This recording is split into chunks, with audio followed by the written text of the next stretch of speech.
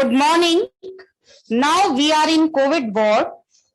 Patient Ramesh, 72-year-old male, COVID positive patient who came to the triage area of ESIC Medical College one day back and on initial assessment by the physician was found to have suffering from mild COVID disease and was shifted to COVID ward for further management. In this scenario, we will be discussing about various modes of oxygen therapy devices.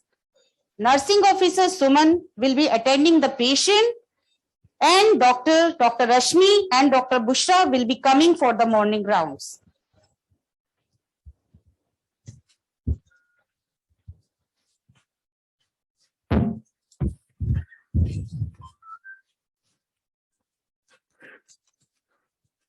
नमस्ते sister सुमन, इस patient के बारे में बता सकते हैं आप? Patient को लास्ट 2 डेज से सिर्फ फीवर और सोर थ्रोट था मैम, बट आज मॉर्निंग में पेशेंट के बीपी कंडीशन कंप्लेन कर रहा है, तो पेशेंट को ब्रीथिंग गैप हो रहा है। रमेश जी नमस्ते, मैं डॉक्टर रश्मि हूँ। नमस्ते। आप कैसे हैं रमेश जी, कैसा लग रहा है आपको? कुछ आराम मिला? सांस में दिक्कत है। अच्छा, आपको कुछ पहले से बेहतर नहीं लग रहा है? नहीं। ओके, लेट मी सी हम आपको क्या कर सकते हैं थोड़ा आपको बेटर फील कराने के लिए। सिस्टर आप प्लीज नेजल प्रॉन्ग्स लेकर आइए वार्ड से। So right now patient's oxygen saturation is borderline, it's just 93%. We will start patient on low flow oxygen at present.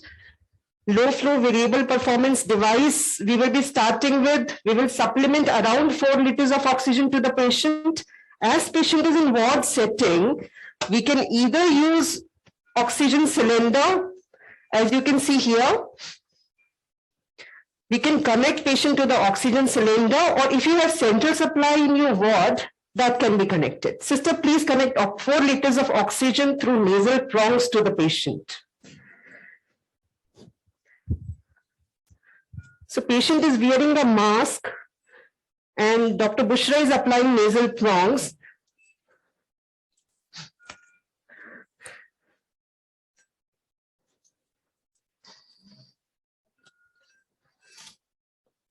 So nasal prongs have been applied to the patient. Oxygen has been started at 4 liters per minute. And we have put the patient facial mask on so that aerosol dispersion is minimal. And till then we will wait and see if the patient improves.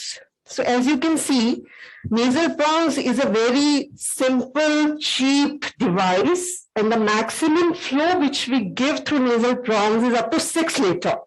And you can give about 24 to 44% of fraction of inspired oxygen through this. And every 1% increase, 1 liter of increase in flow will cause 4% increase in FiO2. Patient is generally very comfortable with it. They can eat, they can drink, and they can speak also. And it doesn't make them very claustrophobic. But the main problem is if you use very high flows, then patient can have nasal crusting and it is very, very uncomfortable to the patient. So we have applied nasal prongs and we will see if he becomes better with this. When we talk of oxygen therapy, we need to understand the physiology and the physics of mechanism of respiration to any patient. And when we look at the patient, if patient is breathing at what rate and what volume patient is able to generate, will determine the delivery of oxygen percentage to any patient with these variable devices. That is why we have started with the nasal prongs, the simplest device which we have in our wards. And with that prong, we have already applied the oxygen at the 4 liters per minute. And with that, we expect some changes to occur in patient in terms of respiratory rate and SpO2. And let's see how our patient Ramesh responds. Let's reassess the patient. Ramesh ji, आपको कैसा लग रहा है? बेहतर हुआ? थोड़ा फर्क है। अच्छा, अभी भी दिक्कत है उतनी? हाँ ठीक है, अब आपको हम दूसरे डिवाइस पे डालेंगे, आपको बेहतर लगेगा उससे। Sister please pass me simple face mask.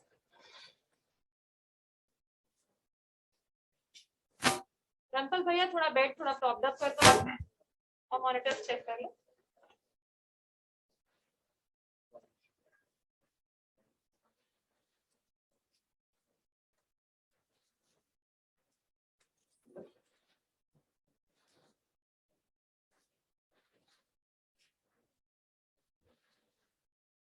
So we see on the monitors that saturation is still 91 and patient is still in respiratory distress. So we need to step up our therapy and we need to apply simple face mask. So this is a simple face device very commonly used in the COVID ward. It consists of a mask and an oxygen tubing connected to it. So what we do is we remove the electron.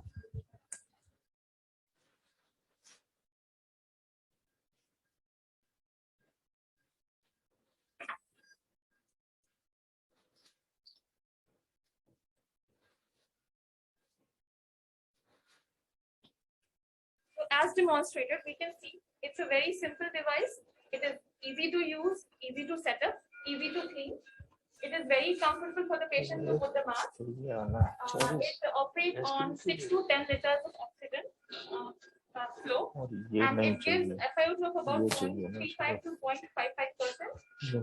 And as this is the advantages, it is very simple to use. Disadvantages include that if the flows goes below 5 liters, it can cause rebreathing, and if the flows are above 10 liters, it can cause discomfort to the patient. It can cause nasal crusting and can lead to nasal bleed also. And a higher flow can also cause a drying of eyes. So once we have put the patient on face mask, let's wait for some time and reassess the patient after some time. So minimum flow, what we have to use with simple oxygen mask is at least 5 to 6 liters. Otherwise, rebreathing can occur, as Dr. Bushra has said. So we are observing our patient. Saturation actually improved to 96, but it's again coming down. It has come to 92. How's the patient feeling? Ramesh ji, थोड़ा बेहतर लग रहा है आपको? थोड़ा सा, कुछ आराम नहीं हुआ ज्यादा? थोड़ा सा। अच्छा, ठीक है। अगर आपको हम एक और डिवाइस पे डालेंगे, तो आप थोड़ा कोऑपरेट करिएगा, ठीक है? इससे आपको थोड़ा बेहतर फील होगा। Please pass me the NRBM mask.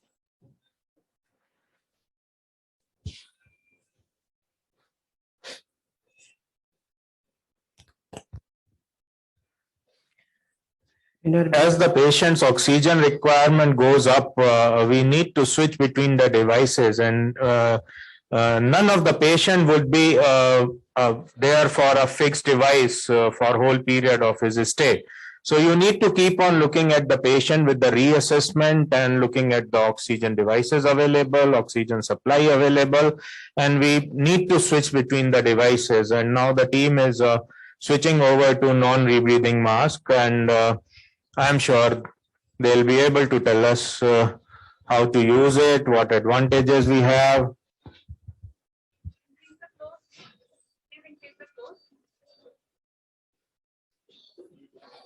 As demonstrated, you can see it is very easy to apply. This is called non-rebreathing mask. It operates on flows of 10 to 15 liters, and it gives high FiO2 of about 0.8 to 0.95. It can go up to 1%. The main thing is that before applying this mask, that the strap fully inflated during the whole ventilatory cycle, and the strap should be magnetic. Again, the disadvantages include at higher flows, it can cause discomfort to the patient and nasal mucosal drying, and at lower flows, it can cause bleeding. Besides, patient can again feel very claustrophobic. That is another problem with the facial masks. They feel very claustrophobic, and this one has 3 valves also. One valve is here, which will prevent rebreathing of expired gases to the bag, and So patient will not rebreathe his expired gas and that will be pushed out, and this bag will receive only fresh oxygen. As you can see, there are two unidirectional valves situated on the lateral side of the mask. These are called inspiratory valves. These are unidirectional, which help in preventing the air entrapment, thereby preventing the dilution of oxygen. So it will give high FiO2. So this is a low flow variable performance device. What we have demonstrated till now is nasal prong, simple O2 mask and non-rebreathing mask. These are all low flow variable performance device. Non-rebreathing mask is a low flow device, but because of the presence of bag, it can give higher FiO2s. There is one fixed performance device, which is Venturi mask. Can you please bring a Venturi mask to me? When we talk of non-rebreathing masks, it's very interesting to note that these masks have 3 unidirectional valves, and whatever oxygen supply you set in, we need to remember that the minimum should be 10 to 15 liters. If we put it less than 10, the bag will not remain inflated and it may not be of that use to the patient, and as well as it may cause rebreathing to the patient instead of having a non-rebreathing situation. So when we apply this, we need to have oxygen 10 to 15 liters at least, and it does not allow any entrainment of air also. When it does so, we can reach FiO2 of more than 90% with this device, and that is a very useful device in ward situation before planning any patient for any HDU or ICU shifting or therapy. And since it is non-rebreathing, we need to have a consideration of what are the patient's respiratory rates, mechanics, so that the flows given matches the patient's requirement, and then only it will remain non-rebreathing mask. So another option is Venturi mask. It can give you FiO2 ranging from 35% to maximum of 60%. And this is a fixed performance device. And there's a jet principle, jet mixing happens. Through the side ports, air is entrained. Based upon how much air is entrained, it's based upon actually the amount of oxygen flow you are using. So that can also be used. And this can give FiO2 around 60% maximum. Now our patient is again worsening, saturation is dropping, and he's again becoming so much of tachypnic. I do not think we should keep him on NRBM now. His peak flow rate must be very high because minute ventilation has gone up. So we need to shift him on high flow nasal cannula. Ranpal bhaiya, aap arrange kar dijiye high flow nasal cannula.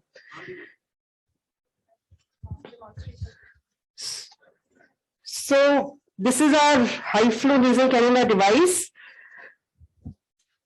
So this is a humidification chamber which is filled with distilled water. To begin with, we have set flow of around, please set a flow of around 40 liters per minute. Some recommend to start with a higher flow. It can be around 60 liters per minute.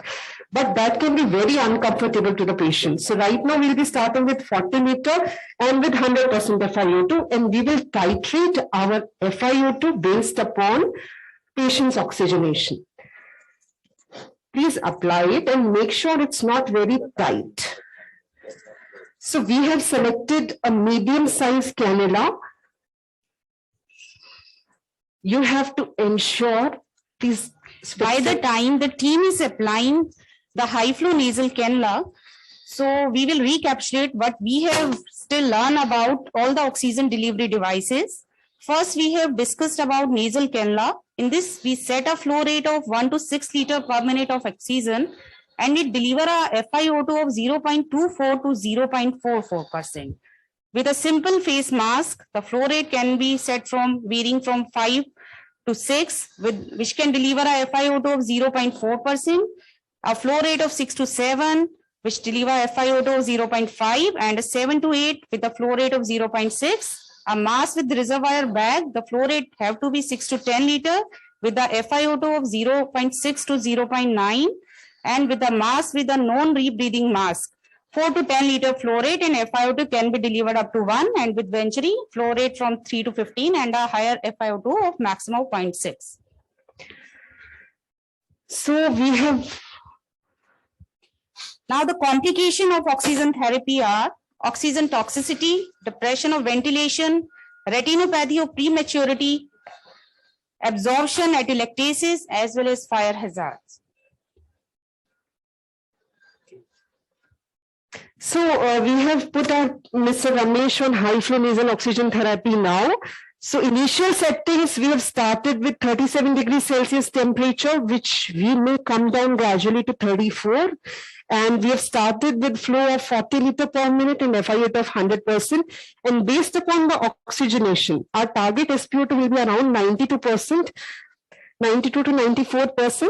And then if patient oxygenation is better, we may come down on our FiO2, because as it has been told that higher oxygen can, for a long periods, can cause oxygen toxicity. So this high flow device will hopefully meet patient's peak flow oxygen requirement. We can also do proning. Patient can be asked to lie prone, that will further improve oxygenation. So for the patient can rotate between right lateral, prone, and then left lateral into supine and propped position on his own, if he can do that. So we should encourage proning along with this, and FiO2 inflows have to be titrated according to patient's requirement. If we keep a very high flow, they tend to become very uncomfortable. So the main advantage of HFNC is it gives heated and humidified oxygen, right? So that is not very, like if you give high flow through nasal prongs, there will be crusting and bleeding. So here what happens is patient is very comfortable with heated and humidified. They can be made prone, they can actually eat. So these are the main advantages. Other than that, it gives some amount of PEEP as well. So that will help in input, like it will be like a CPAP, and it will wash out all the air from the dead space that will be filled with oxygen, and that will further improve your oxygenation. So we can see that our patient is improving. Saturation has gone up to 96%. So sister, please keep a close watch. If there is any deterioration, please let us know, and then we will plan to shift our patient to intensive care unit. So you can encourage him to lie down prone frequently for 2 hours, right lateral for 2 hours, left lateral for 2 hours, and he can rotate that. Fine. So you have to keep a close watch on the patient. Thank you so much.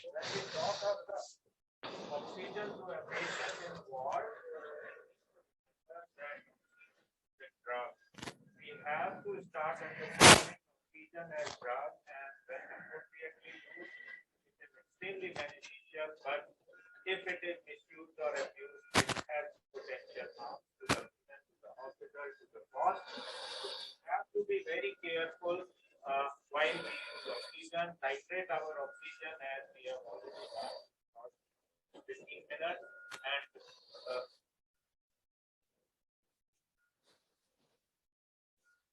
that part will help our oxygenation to the patient.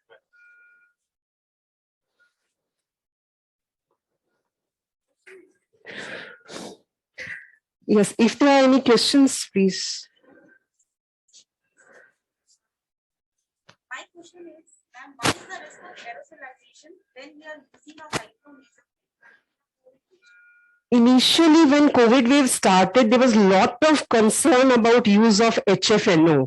They were worried about aerosol dispersion, high aerosol dispersion because of high flow nasal cannula. But these all concerns were later on taken care. There were in vitro studies done, and they have found that aerosol dispersion is very comparable to your simple auto mask and NRBM dispersion. जितना उनसे होगा उतना ही dispersion HFNC cannula से होता है. So that is not a concern.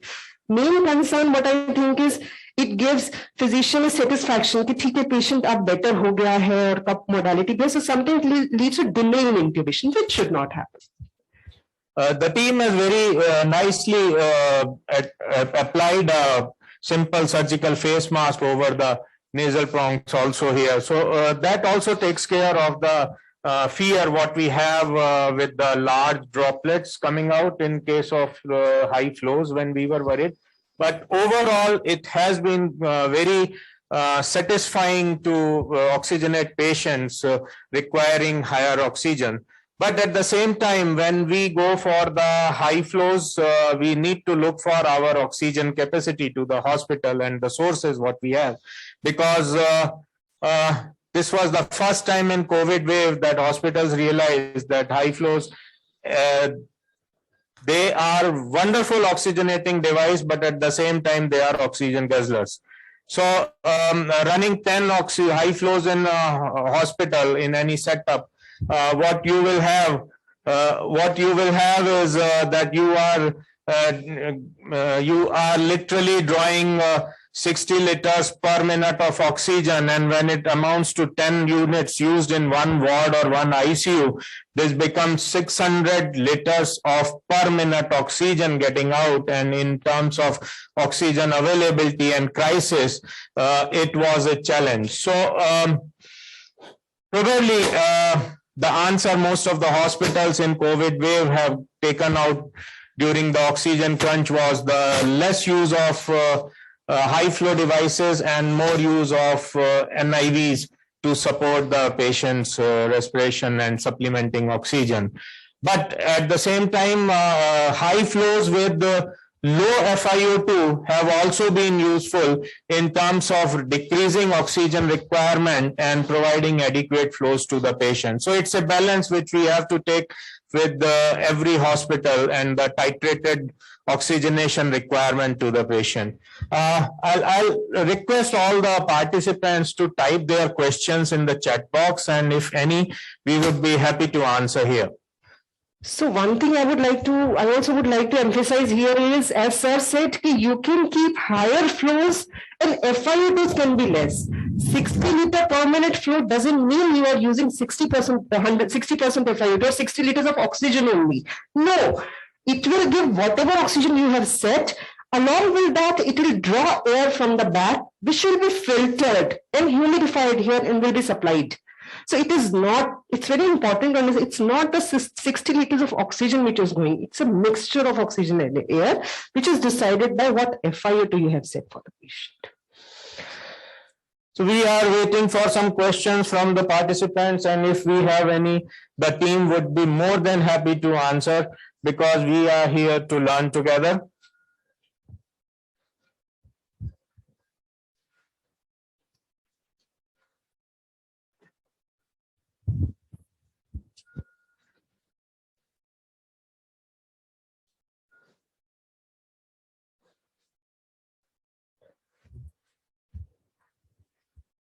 Ma'am, there is one more question. If in most of the hospitals, there is not much supply of HFNO, that it is available in every ward.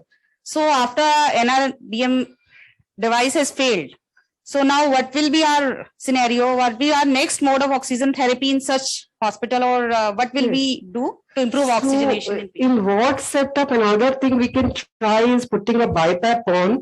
Or like a transport ventilator can be used for the transit period. See, it won't give you that much of FiO2, because sometimes it won't give just 100%. It will be able to give only 50% at times, unless you are using special flow meters. So can you show me the BiPAP device? It's there, and then, okay. So BiPAP device can be used for transits till patient is stabilized in the ward and transferred to ICU. For that temporary period, a BiPAP device or a transport ventilator can be used like this. So if you don't have HFNO, you can connect oxygen through flow meter to your BiPAP device, and patient can be put on non-invasive ventilation till patient is shifted to ICU.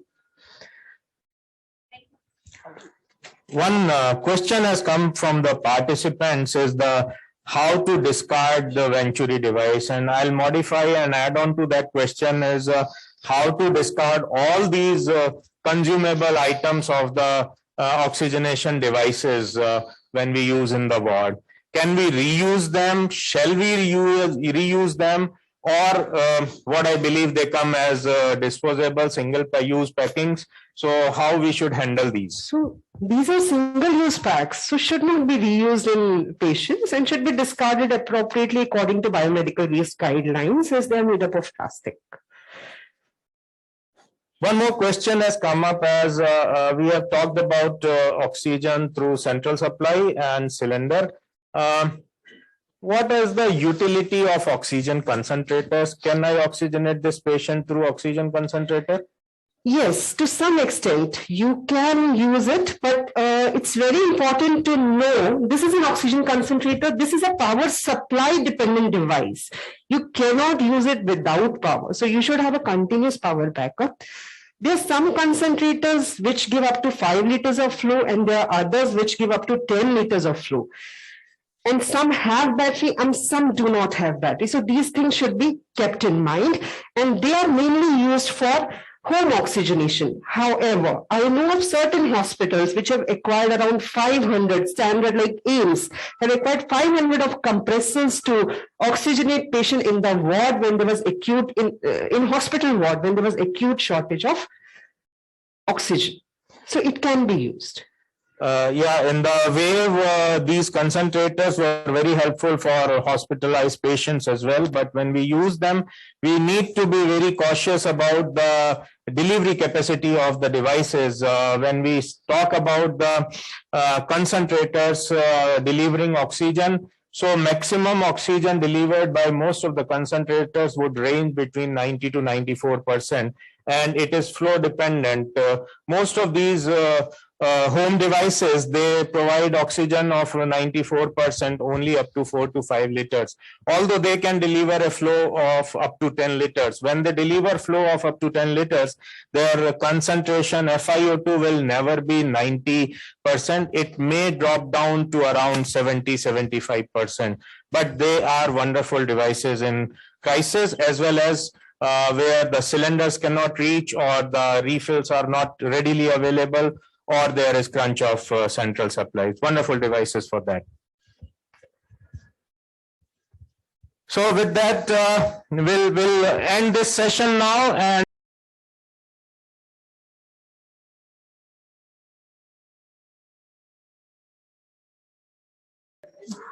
good afternoon. Welcome back, everyone. I hope we all had good lunch. We did. Okay. So now the team is back in the ICU hospital, and what we have with patient Ramesh admitted in the morning after triage and giving some oxygen, and patient reached ICU. So let's all go to ICU and see what's happening to the patient and how do we manage it. Over to team. Now, Mr. Ramesh has been shifted to ICU from COVID ward. He was not maintaining saturation. Mr. Ramesh has been shifted to COVID ICU as he was not maintaining saturation in COVID ward. Now the patient is on HFNC still, and let's see how he worsens now and how the team manages about it. Over to team.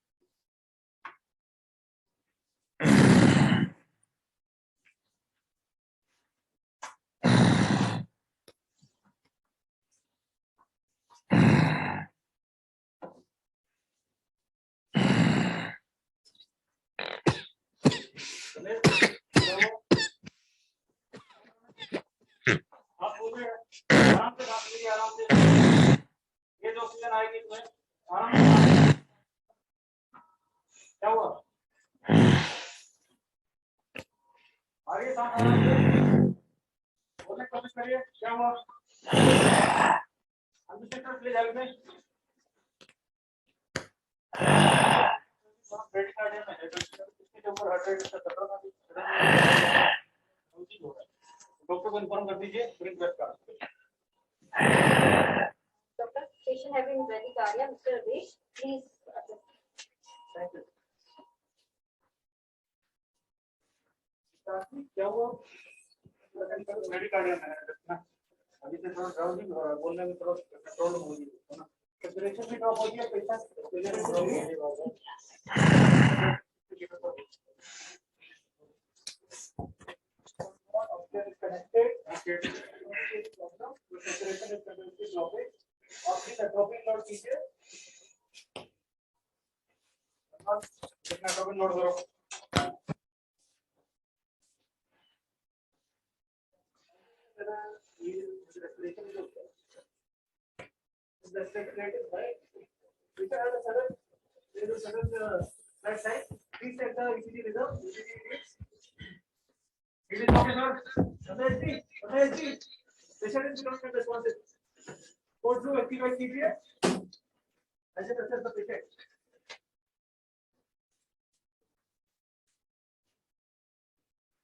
There's no pulse, there's no breathing. It's not CPR.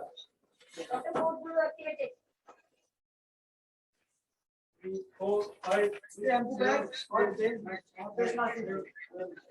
14, 15, 16, 17, 18, 19, 20, 21, 22, 23, 24, 25, 26, 27, 28, 29, 30. 4, 5, 6, 7, 8, 9, 10, 11, 12, 13, 14, 15, 16, 17, 18, 19, 20, 21, 22, 23, 24, 25, 26, 27, 28, 30. What happened, Dr. Mudir? 2002. This is patient Ramesh, 70-year-old male. He was shifted to ICU from ward at the case of COVID with hypoxia. He was put on HFNC. He has developed sudden desaturation and bradycardia. Before he could give atropine, patient had a cardiac arrest. We have started CPR. Okay. Dr. Mamta, you take care of the airway. Dr. Niharika, you take care of the IV, drugs as well as the blood gas. Dr. Bushra, you take care of the recording. And Dr. Mudir and Mr. You take care of the chest compression. Mr. Ranpal, you have to attach the monitors as well as bring the defibrillator and get a crash cart ready. Till an advanced airways, please, we will give chest compression is to ventilation at the rate of 30, compression is to 2 ventilation. The 2 ventilation should be of adequate tidal volume. We should have a visible chest rise over 1 second and there should be a tight seal. Has the monitors attached? Mr. Ranpal. Mr. Vikrant, please assess the rhythm.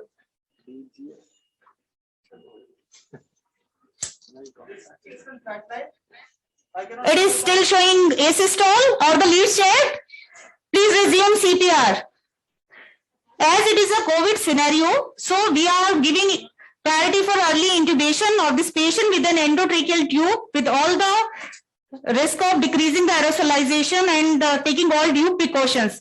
Dr. Niharika, please give injection epinephrine 1 milligram followed by 20 ml NS flush.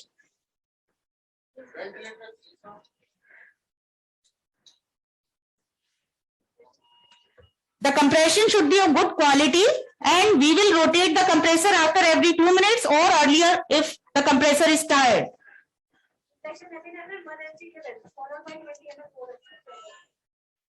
Now, once an advanced airway is in place, we will give compression at the rate of 100 per minute and the breath at the rate of 10 per minute or 1 breath every 6 seconds.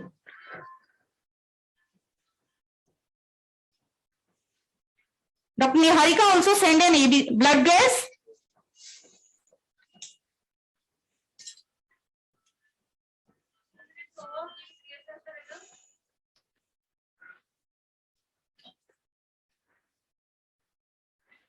The rhythm is still showing asystole. Please check the leads.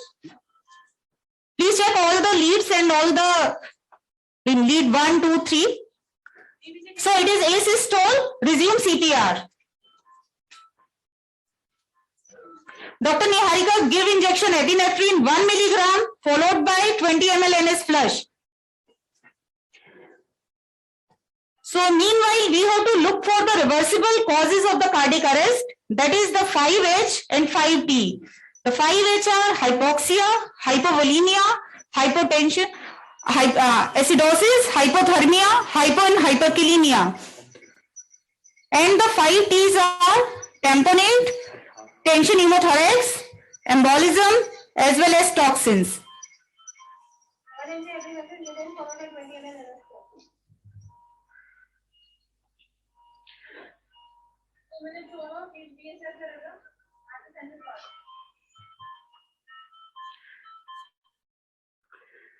The rhythm is still showing asystole. I do not have the pulse. Please check the lead placement. Is there any disconnection of leads? Resume CPR. Mr. Ranpal, please bring an ultrasound for point of care ultrasound in ICU.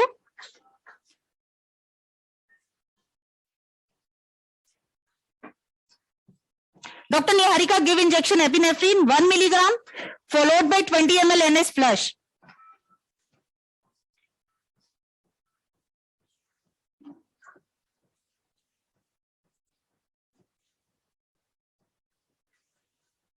Injection epinephrine followed by 20 ml NS plus.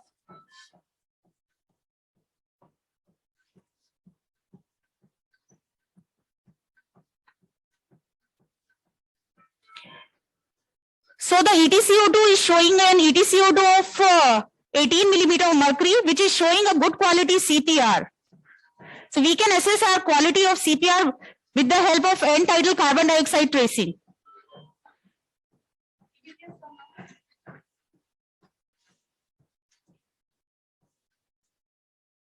It shows ma'am pH 6.9, CO2 of 58, PCO2 of 100, lactates of 40, and bicarbonate of 15.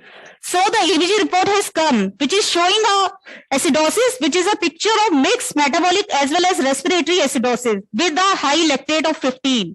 So we have intubated the patient and the patient is now on mechanical ventilation, which is a higher mode of ventilatory therapy. So that will take care of the oxygenation as well as decreasing the carbon dioxide. For a metabolic acidosis, we may consider giving 50 milliequivalent of soda bicarb. And for the increase in the lactate, we will give a bolus of fluid of 20 ml per kg. 2 minutes over, please reassess the rhythm and central pulse.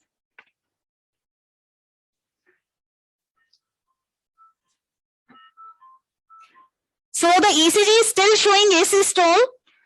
We have to resume CPR. We should not waste more than 10 seconds in assessing for the check in the assessing the rhythm. So our main motto is to decrease any interruption in the chest compression. 50 milligrams of bicarbonate given, fluid attached at the end of 20 ml per kg.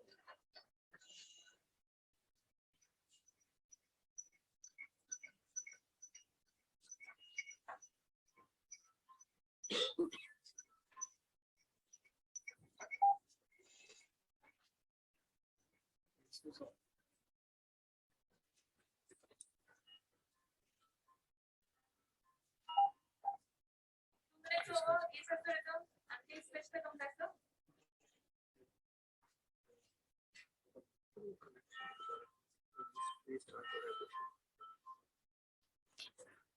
The rhythm is still showing asystole. Please check the lead connection.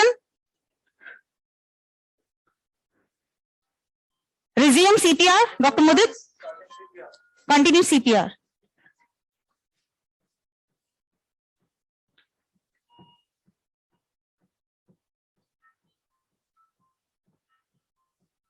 Dr. Niharika, give injection epinephrine 1 milligram followed by 20 ml NS flush.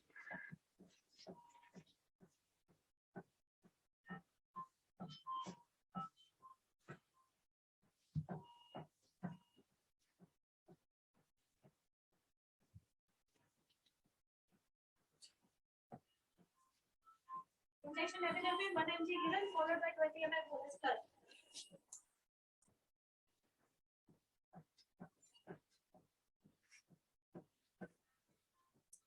Minutes over, please reassess the rhythm.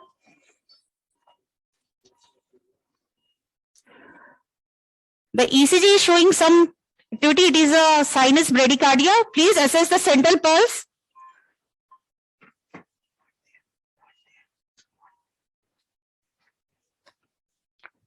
No. No pulse, sir. Give injection atropine and resume CPR.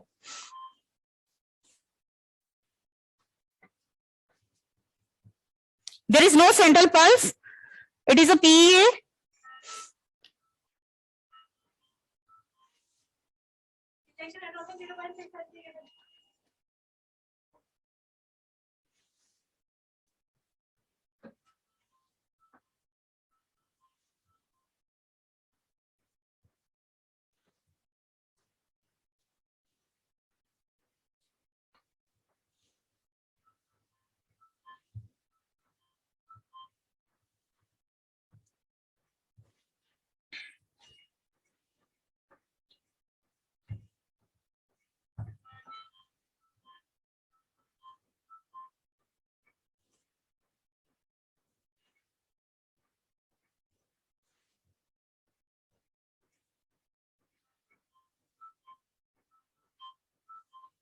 Minutes off, please reassess the result.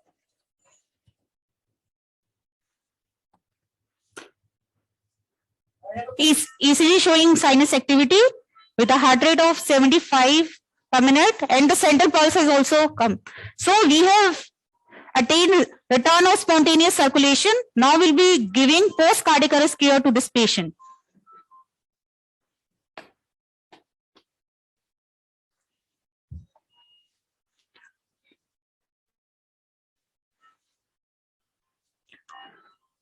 ETC is also showing an upward trend with the ETC of now 26.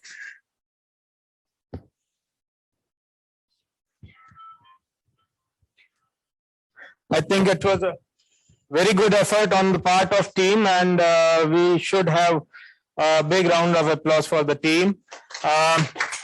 But when we discuss these kinds of patients here, can I ask the team directly what you felt about doing this resuscitation, which was different in terms of COVID? Yeah, doing resuscitation in a COVID patient is different because there is a risk of aerosolization which will happen, and it is a major concern. We have to limit the number of personnel, and we have to assess the feasibility of the resuscitative efforts. And we have to for the benefit of participants, there is one algorithm which is coming on your screen from the ACLS cardiac arrest algorithm from AHA, which came in April 2020, and then yeah. So you can see that the number of personnel would be less, plus your team members reaching your patient would also get delayed in terms of that. Any healthcare workers' protection is of utmost importance. So anyone entering the area would take much more time than a normal scenario where he has to don with the appropriate PPE. Yeah. Anything else you want to contribute and say to the participants? So the cardiac arrest in COVID patient can be because of hypoxemia. It can be because of patient having myocarditis, or patient having multiple comorbidity, which is underlying CKD, metabolic acidosis. Also, patient might have underlying thrombus. So we need to take care of all these causes as well as the reversible H and reversible T, which is there in ACC AHA algorithm.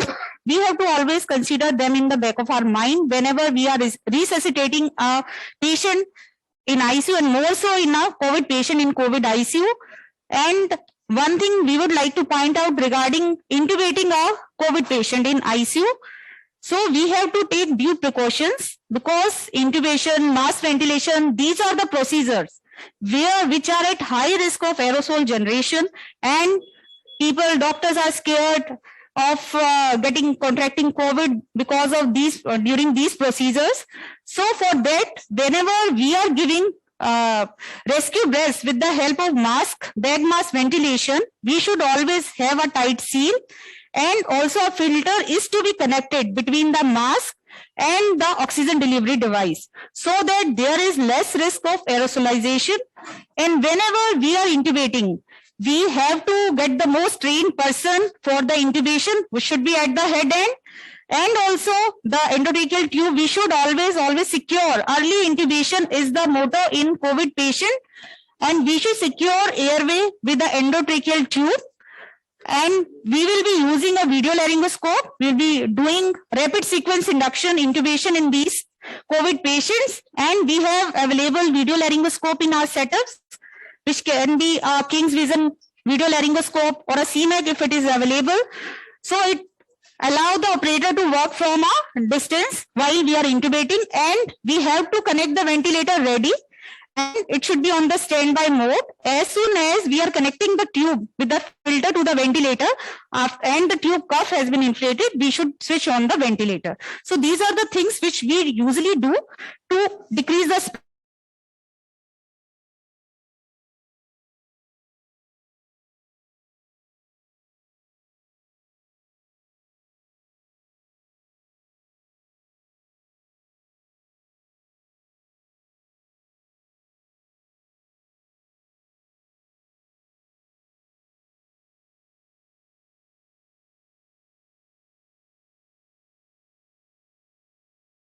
With due precaution we have to take. We should always wear a PPE, that is a personal protective equipment has to be worn.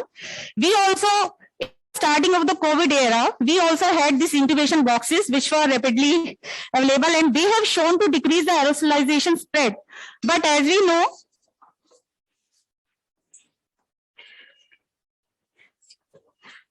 नहीं वैसे आएगा.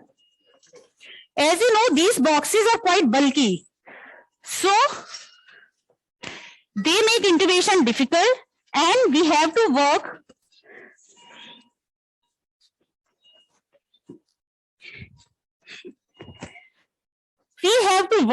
from here, so that there is a lot of interface, lot of distance between, and limited mobility of the hand is there, and it is quite bulky. Whenever we have to assess a pulse or we have to do a CPR, it is very difficult and tricky with these intubation boxes. Can we consider if we are planning an elective intubation in a COVID patient? I have a question to the team. Yes, ma'am. You have asked for point of care ultrasound. How is it going to help you? Yeah, ma'am, these patients, normally patient can have a myocardial infarction, or this COVID patient can have myocarditis, which can be taken care of with the help of a bedside echocardiography. Patient can have pneumothorax, or patient can have a embolism, so which can be ruled out with the help of bedside echocardiography in the ICU. Okay, thank you. Doctor, are you using any muscle relaxant also during intubation?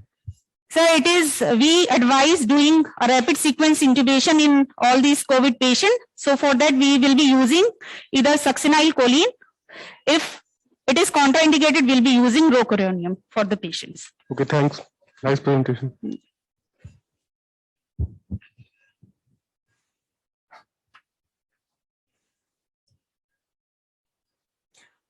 We would really appreciate if participants can send their queries to the chat box. There are a few questions which have come up in chat box, and we'll continue with the same team and try to resolve your queries. One has come as in how many days RAT positive patients are expected to turn RAT negative. To me, there is no difference between RAT negative and RT-PCR negative. It is your disease process, and RAT or RT-PCR or TrueNat, they are only the diagnostic modality, whichever you use depending on the availability at your institute. The next question has come from the oxygenation drill which we did, and it is like, how long one should wait before shifting to another device? So,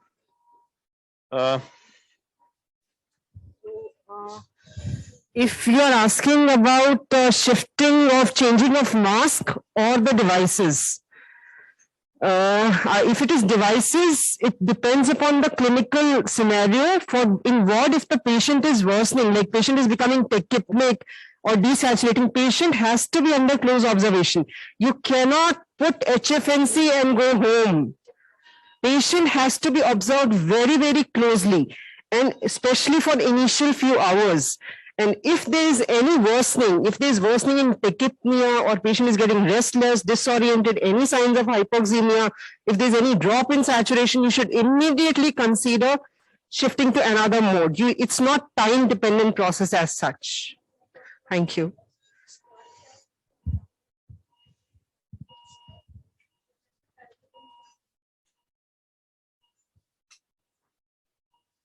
Thank you, Dr. Rashmi. Another question which is there is, are PPE gowns really able to protect from contracting COVID? I'll ask this team here because they are already donned with all the gowns and precautions. So what do you think? You are really protected from contracting COVID? So these personal protective equipments are meant for us to wear in a if we are in a proper way, then definitely they are going to help us in protecting us from catching COVID infection. Yeah, very true. And the only thing I can add to this question and answer is that personal protective equipment, when we use word PPE, does not have a fixed definition about what constitutes the PPE. PPE varies with your situation of the patient, your condition under which you are treating or entertaining a patient, and what distance you are maintaining. So the minimum protection what any healthcare worker needs is the protection for the mucous membranes. So that means mask is absolutely yes, face shield or goggles is yes, and then these gowns or coveralls, they protect you from catching the fomites and aerosols on your clothes and later on you touching to them and getting the infection. So there is no fixed definition of PPE. But yes, your protection is definitely important. You are not supposed to, be casual on use of PPE. Yeah, it can differ from when you are working for any aerosol generating procedure in ICU. Yes, you have to be maximally donned. But if you are in ward, you have gone to just shift the things or just on the nursing station. Yeah, your PPE can be little less in number of equipments used than this. One last question which has come in chat is identification of COVID variant important or essential in positive patients? Anyone in team can help in that? So identification of variant might take time, and we have to take all due precaution while we are dealing with a COVID positive patient. Absolutely right in terms that it is not essential to identify the strain and variant to treat a patient. You need to treat the patient as depending on its requirement and symptoms and severity. But yes, to know the trend, to know the geographical distribution of some variants and to predict the preparation, you need to know about what kind of presentation is coming, and that genome sequencing can be sent for selective patient to know what is happening and how it can go ahead. Is like everybody is talking about Omicron variant at the minute, but definitely there would be patients in between scattered in those Omicron patients, which are Delta and other variants also. So to differentiate from that perspective, it is good if we can get gene sequencing, but it is not essential for managing any patient. So with that, thank you very much, team, and we'll go for the next scenario. Thank you. Thank you.